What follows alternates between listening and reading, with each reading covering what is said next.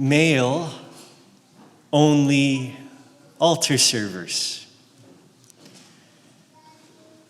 How's that for an opening line to a homily?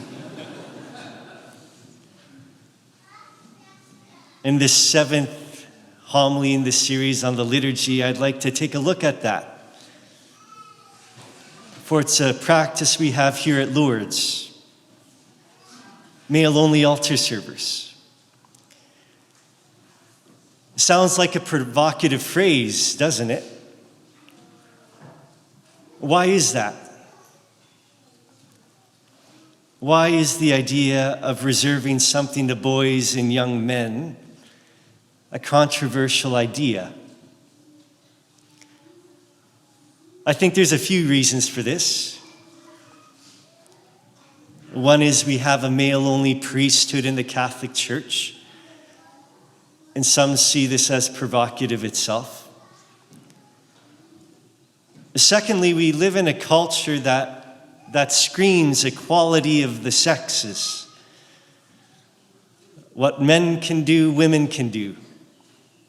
What women can do, men can do. And so, by golly, boys and girls have to do everything together. We can't have Girl Scouts or Boy Scouts anymore. They have to be together. And so it's no wonder that the phrase male-only altar servers is a provocative one in our world. Today I'd like to make the case for reserving altar serving to boys and young men who are not married. You might think I'm a little crazy for proposing the idea, but the Vatican makes it too. In 2004, in its document Redemptionis Sacramentum, paragraph 47, it writes this: "It is altogether laudable to maintain the noble custom by which boys provide service to the altar." Before I go further in making this case, I want to say it's important for parishes, our parish, to consider young women and how it is we nourish them in their faith, to nourish both, that the young women have a place. Which is why it filled my heart last night. The young women basically ran our movie night last night, helping out here and there and everywhere. But to make the case for reserving altar service to boys and young men, we only have to answer one question. Why altar servers? That is, why do we have altar servers in the first place? Is it because Father needs help saying Mass? Is it because the Mass is so complicated he couldn't do it on his own? That it'd be hopelessly, helplessly lost without them. Some of you think I am helplessly lost some days. But the answer is no. The priest, in fact, does not absolutely need altar servers for Mass.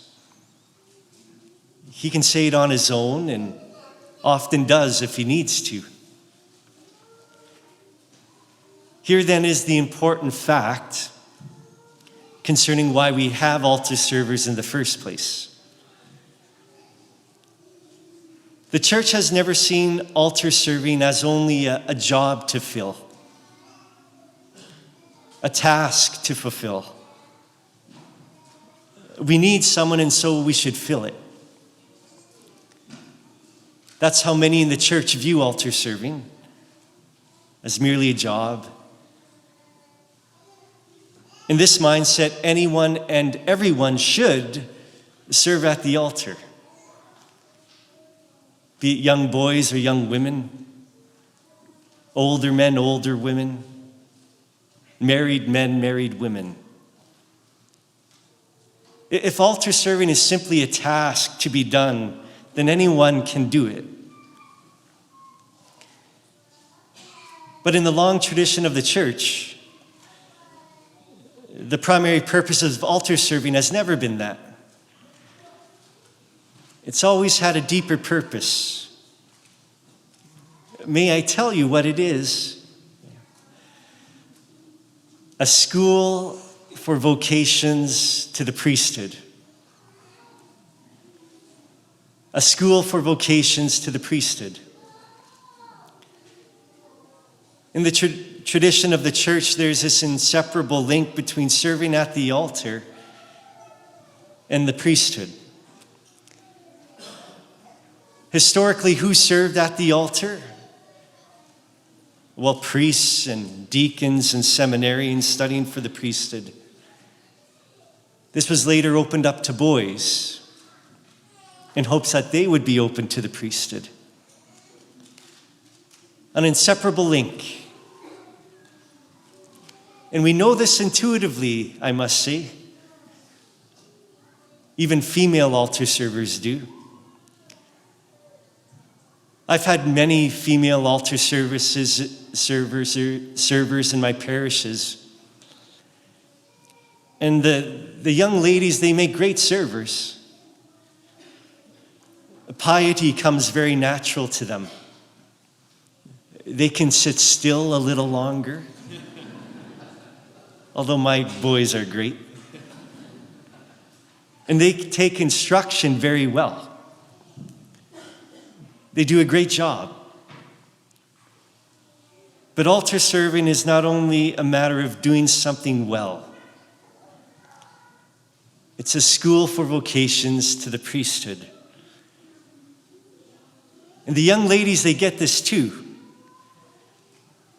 I've had young female altar servers ask me, "Father, can I become a priest?" A natural question, since they're serving with me at the altar, praying with me, going through the steps with me. And I have to go on to tell them, no, women in the church are not able to be priests. I remember one girl saying really bluntly, "Then why am I allowed to be an altar server?" She got it, that link between serving at the altar and the priesthood.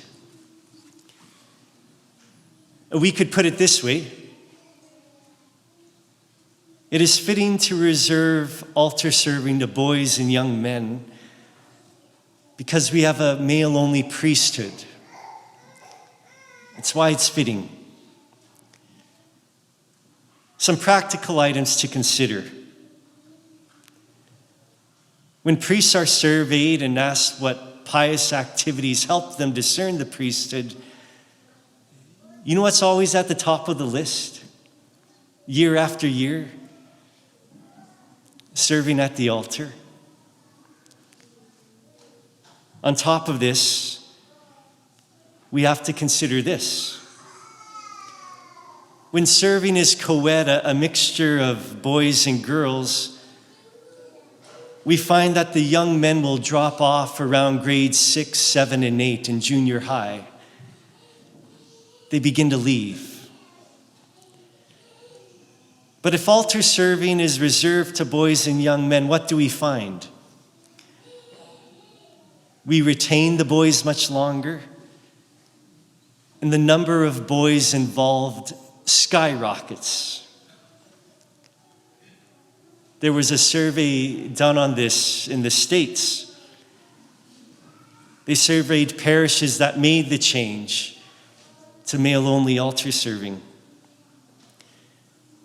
And they found that parishes that made this change had an increase in boys and young men serving by a percentage of 450%. 4.5 times. That means if you had 10 boys serving, you now had 45. And if you had 20 boys serving, you now had 95. Let's put this all together and tie a bow around it if we can. If there's a crisis in the numbers of men entering the priesthood,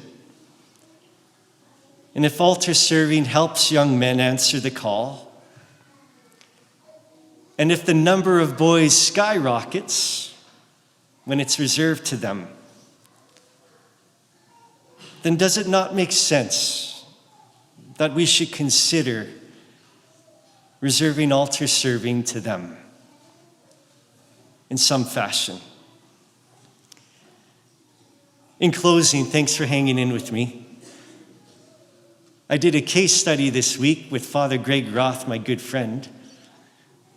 We looked up some stats from CatholicHierarchy.org. Here's what we found.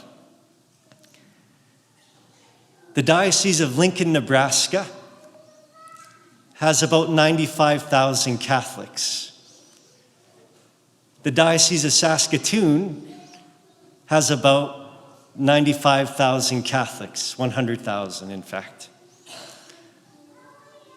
Demographics are similar between the two dioceses, some urban but lots of rural. In our diocese, we have 45 to 50 priests. Half of them are international, assisting us.